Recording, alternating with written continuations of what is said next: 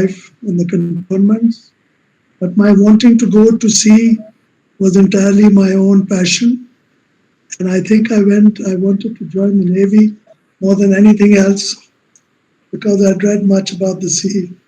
And at a very young age, at the age of 15, when I left school, in a pure burst of romanticism, I think I joined the Navy. I was very taken in by the entire business of going to sea on warships, and my head was full of stories of battles at sea, and that's how I joined. And I think that's how everybody should join, more as a passion than as a career. And in my case, it was certainly that. In our time, we used to read a lot, so I read a lot about the sea, and I thought I could do best for whatever I had to by going to sea. So that's how it all started.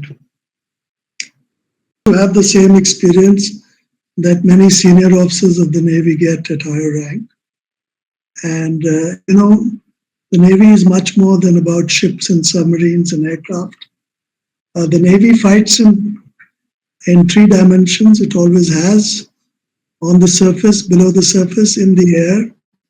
And the Navy has its own air force, as you might know. It's called the Fleet Air Arm. It's got about excess of 250 aircraft. And in today's world, the Navy also fights using space and cyberspace. So the naval battle space in today's 21st century is quite unique. And I was a commander-in-chief, as you know, on both sides of India's seaboard. And you fight the Navy by, people think the Navy defends coastlines. Navy does not defend a coastline. The Navy strikes out into the ocean, searches out, seeks out the enemy, brings him to battle, and destroys him as far away from the homeland as possible. The Navy is principally an offensive, mobile force. It's never static. It never stays in any lines, nor does it make any sort of static defenses. It is always on the move. It covers very rapid ground or sea in a short time. Navy ships can move 600 nautical miles in a day. So the battle space and the action is very fast moving, and it's out in the deep ocean. It's not near the coastlines. So that's something I wanted to tell your listeners, that the Navy is essentially an offensive force which defends by going offensive against the. Firstly, I loved the sea and I loved the Navy. So for me, it was, if you like what you're doing, and this is important for all of you listening out, that you must do what you like to do, because that's the only way you're really going to excel in it, is if you truly like the environment and the job that you're doing. So for me, who had read so much about the ships and battles at sea, doing all this was like having your dreams come true. And I did all the things that I wanted to do as a young fellow. I commanded ships, I commanded fleets, I commanded commands. And also we did a lot of work in Delhi with the government in South Block. So a naval career is partly at sea and partly ashore. And it's got various complex parts to it. The Navy's battle space is in international waters. Your territorial waters extend only 12 miles from the shoreline.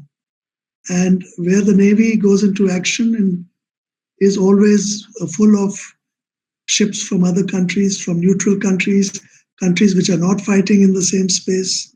So one has to be very careful about locating, identifying, and striking the enemy out in the high seas, because it disrupts everybody's trade, movement of a lot of merchant ships. So it is a complex thing which you learn slowly over the years.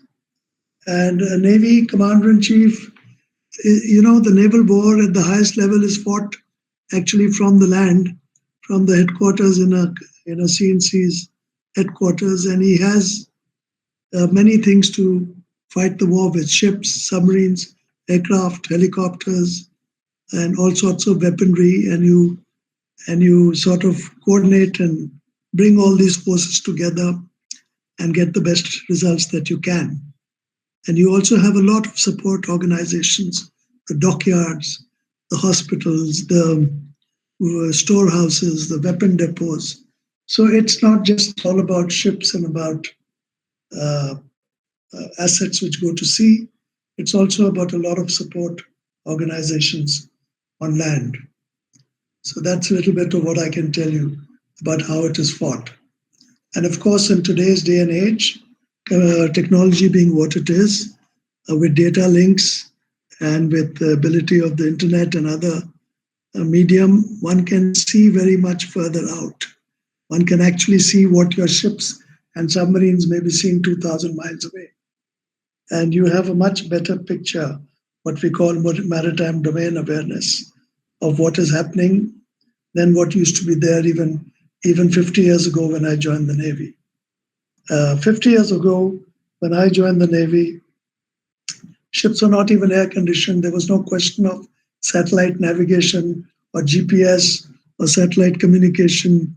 Everything was done by radio or by hand, and you just basically knew what was around you, what your radar could tell you, what your eyes could tell you. But today, of course, everybody, because of which you people know more than me, because of the technology which exists, um, you can see much further, you can fight much further, and you can, in a sense, hit much further. The Navy, as you might know and have heard, has always been at the forefront of indigenization from a very long time ago. We have started building all our warships in India. Today, we don't build our warships anywhere else. They are all built in India. Even nuclear submarines and aircraft carriers are being built in India. Where we need external technology is in some of the sensor and weapon systems, which our defense industrial base is not yet fully mature to be able to indigenously produce absolutely frontline, state-of-art weaponry. We're getting there slowly. Private sector is coming in. Hopefully, young people like all of you will be part of the journey India makes into being able to make its own weapons and sensors. A ship, like I said, is a city, even a small ship. It has over 400 systems, not just weapon system and sensor systems, but air conditioning, sewage, water supply, fuel supply running all over the ship, ammunition. So there are systems upon systems in the ship, and all of them have pretty much been indigenized in many ways, like firefighting systems, etc. But we are trying, if we have to be completely indigenous, we should be able to make our weapons and sensors ourselves. We are made a lot of improvement over the years. We make our own missiles like the BrahMos, which is used as a surface-to-surface missile. We also make our surface-to-air missiles. But technology is always leading the pack. And as you know, with AI coming in now, India really has to look at AI in a very serious way. From what I read and what I see and how I interact, the only two countries which are really putting in a lot of money into AI and AI weaponry and AI in warfighting are the United States and China. I think one of the things that I talk about and try and persuade everybody around is the need for us to take AI a little more seriously than we are, even though it's a nascent technology and even though we don't know where it is going, but its applications are already there for all of us to start seeing, and they will have effect most primarily in warfighting with the kind of hardware and software which is now being developed. The coordination is from Delhi. The Prime Minister is at the head of the pyramid. He's got the service chiefs. They all know what is the political objectives. They all know how to translate those political objectives to military objectives. The coordination between the services is done at the highest level in Delhi, where you get inputs from the intelligence agencies, from the diplomatic service, from all your industries, from all your transportation systems. So it requires a lot of coordination and requires the whole of government approach to it. And there is something called a Union War Book, which lists what everyone has to do. Like, for example, the railways have to carry troops, they have to provide more trains when the army mobilizes. Sometimes the airlines have to be pressed into service. Sometimes the ports have to carry out some other thing. So it's not only Army, Navy, and Air Force coordination and jointness. Today's war, today's multidimensional operations requires a whole of nation. Forget a whole of government, a whole of nation. And in today's war, all the assets which fight are not held by the armed forces. For example, satellites, which are critical, are not held by the armed forces. So you need to coordinate with ISRO, you need to coordinate with the Department of Space, you need to coordinate with many, many people who are all tied up in achieving this objective that you have to achieve. So it's all a question of selection and maintenance of objective, what you want to do, and then you bring all the services, the fighting services, plus all the support services, and all the civilian agencies to achieve that objective. An old saying in the Navy, it takes 3 years to make a ship, 30 years to make a navy, but 300 years to make a tradition. So there are military traditions which you don't play around with. They have come as a result of many wars and battles which have been fought, centuries ago, but whose experiences and doctrines and traditions filter down to us through the centuries, through the ages. So tradition is very important in the military services, because what are you fighting for? You're fighting for your people, you're fighting for your flag, you're fighting for your nation. It's all very abstract. It's all very, what makes men fight? People often ask me, oh, what can we do for the armed forces? What can we do for the military? And I always answer, what you can do is to become an Indian whom it is worthy, a worthy Indian whom it's worthwhile dying for. Have you got what I said? Be an Indian whom the military is worthwhile dying for. So that's what you can do besides just supporting it. So I think a lot of what the military does is emotional. It is bent on tradition. It's bent on uniform. It is bent on doctrine. And of course, you keep changing that with modernity. You always have an open mind, but you don't throw away things of the past easily. INS Vikrant, with a displacement of about 45,000 ton and the ability to carry over 30 aircraft, is India's first indigenously built aircraft carrier, and it's a major milestone for the Navy. Given its power projection capabilities, could you explain the strategic importance of INS Vikrant and what value it adds to our Navy? Yeah. So, a lot of people saying aircraft carrier is too big, it's too vulnerable, it's too expensive. If it was that, why should the Americans still be building it? Why are the Chinese building aircraft carriers? Firstly, the Navy is a very expensive service. Only rich countries can afford big navies or three-dimensional navies. We are fortunate we can afford one, and we've built it up. And a navy is something which requires a lot of industrial base, requires a lot of technological base, and requires skilled maritime manpower. So I think aircraft carriers are very important to the future of warfare, and they're not as vulnerable as you seem to be. And at sea or in any military situation, things keep changing every time. When you have one kind of development offense, you have another kind of development in defense. And it's not so easy to strike ships at sea as people seem to think. And so I think these complex platforms like INS Vikrant, it's a major milestone, like you said, and we'll build more in due course as we become economically more powerful. All military strength begins with the economy. So it is the producer, the people who produce goods and services and enhance the GDP of a country, who are the pillars on which security of a country stands. It is not just people. I mean, the government gives the funding. That funding is basically funds collected from taxpayers who produce stuff throughout the country. And people, small time entrepreneurs, MSMEs, play as much of a role in the security of the country as the army or the navy. And I, for one, always tell people who produce, the entrepreneurs who create wealth, because only by creating that wealth, not money, but products and services, that you increase the capacity of a country to, to be able to develop a strong military. So, yes, I think Vikrant is great. We have managed to manufacture a carrier within our own country, and I'm sure we will manufacture more. The evolution of naval aviation, from the iconic Sea Harriers to the MiG 29Ks currently in service, and now the upcoming Tejas naval fighter too. How crucial is naval aviation in enhancing the You Navy? know, yeah, good question. You can't fight in land or at sea without integral aircraft.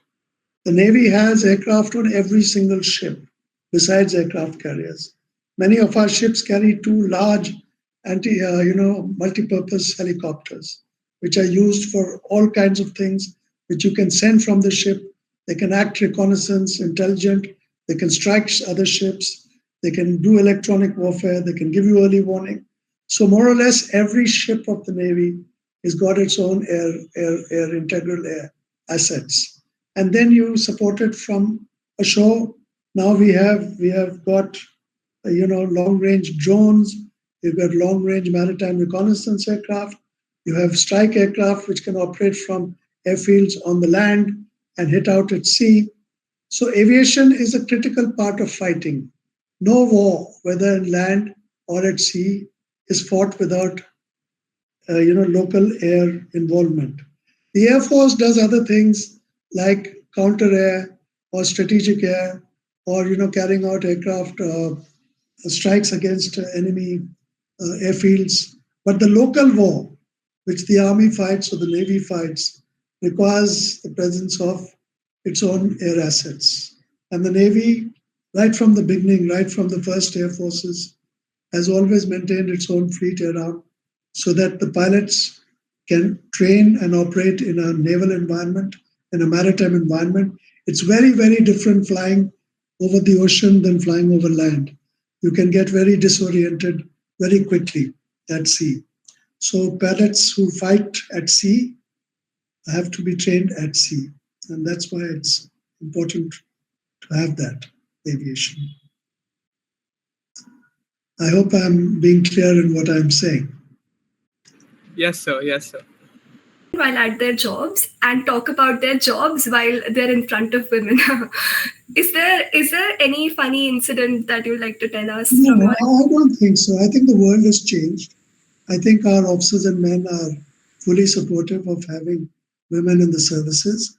And women have been in the services. Actually, it's a misnomer that women have just been right from World War One, World War Two, Women's Air Corps, Women's Army Corps.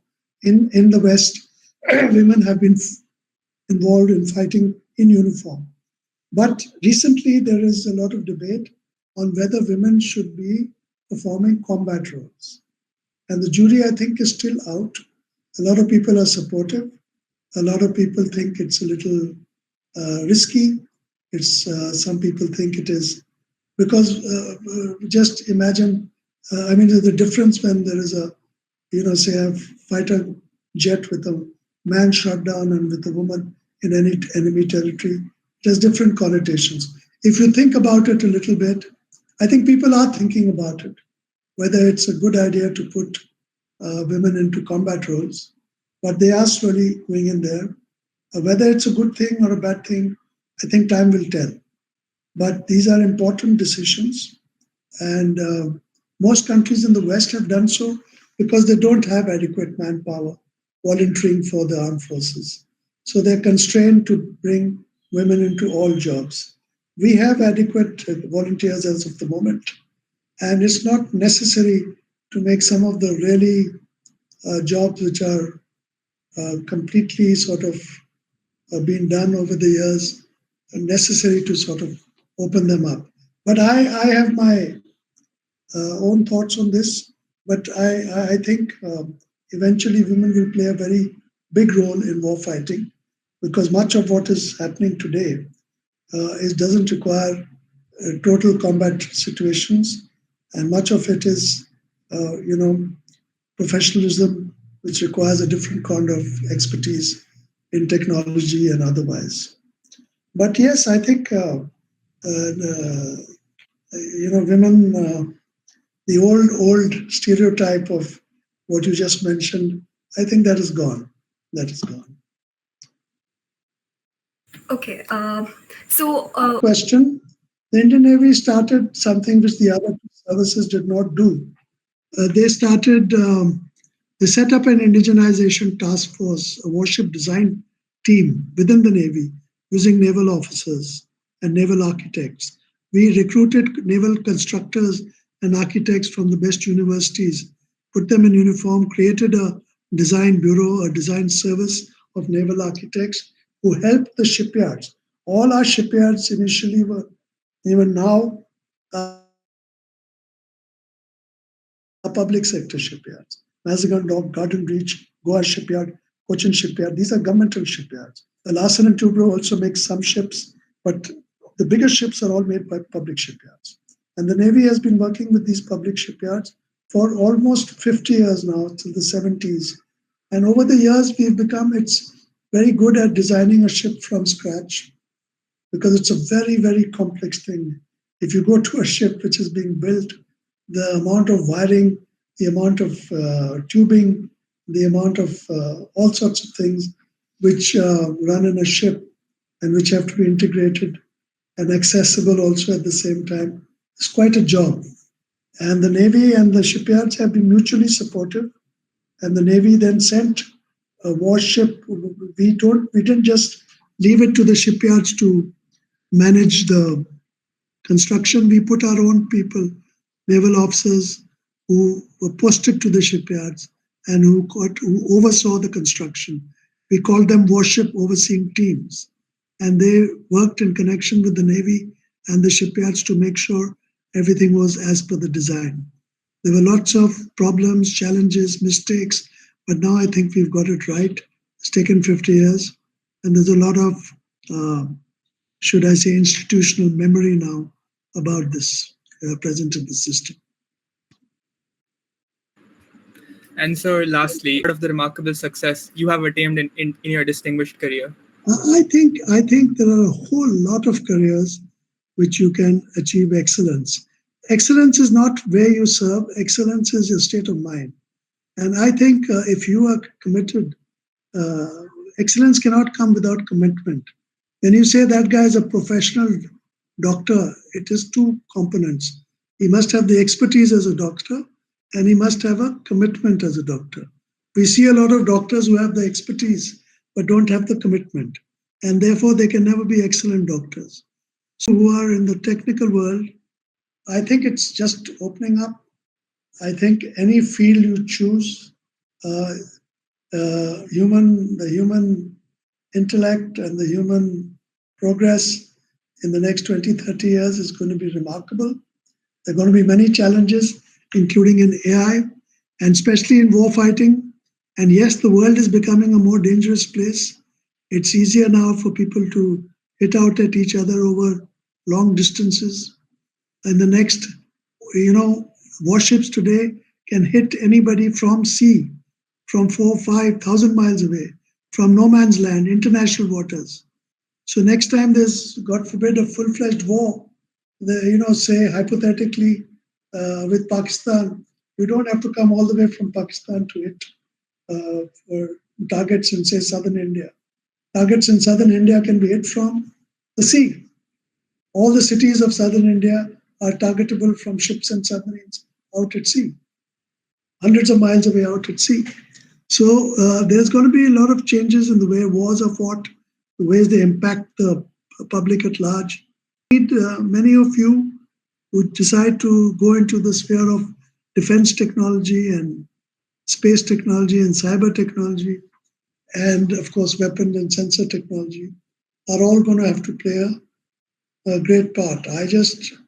If I have any thing to say, is what I say to my old kids: whatever you decide, try and excel in it, and make sure whatever you choose is something you like. That's about the advice I want to give you. In the nation. What is that one main change that you've witnessed that has strengthened the Indian Navy and enhanced its role in safeguarding the country? The one biggest thing is there is greater awareness now about the maritime dimension. There's greater awareness in government, there's greater awareness in industry, there's greater awareness in BITS Pilani and everywhere else about the role the Navy plays and the importance of the seas and the oceans around us. Because the sea is very distant, out of sight, out of mind. But I think the biggest change I have seen is that in the new India is more maritimely aware than it was when I joined the Navy. That's the single biggest thing I've seen. Okay, I've thought a long time about this because as a senior naval officer, I've come across hundreds of young men and women. And what is it that I look for when I see anybody? A couple of things. On one end is courage. Without courage, I'm not talking about physical courage necessarily. It's also moral and mental courage. It's the foremost virtue. Without courage, you can't accomplish very much in this world. Whether it's the courage to take a loan and start an enterprise, or whether it is a courage to fight a fire, or whether it's courage to help somebody drowning, courage is a quality which is important. And the other question for a young person, if I'll tell you what a secret, what your boss will be looking for in you, wherever you work, and that single thing is reliability. That means if I give this guy this job, he will do it. Some people who complete the job, irrespective of the conditions. And there are some people who keep coming back to you and give you excuses as to why they couldn't do the job. So, one of the things that you look for in any subordinate, not necessarily junior, young only, but even middle level subordinates, is this factor of dependability and reliability, which requires, in its turn, commitment, hard work, never say die, resolve, resoluteness, all that will go into completing a job. Innovation, jugaad, whatever you may call it. But the objective is important. And for any senior person in any walk of life, was always looking for people who have the will, the commitment, the resolve to complete a job to its completion. And yes, I do want to say one more thing before I sign off. You must have ambition. Ambition is not a bad word. Without ambition, you're going nowhere. If you have no ambition, it's not necessarily to be something, it is to do something. Whatever ambition you have, if you don't have ambition, you're going nowhere. And two is if you don't have curiosity.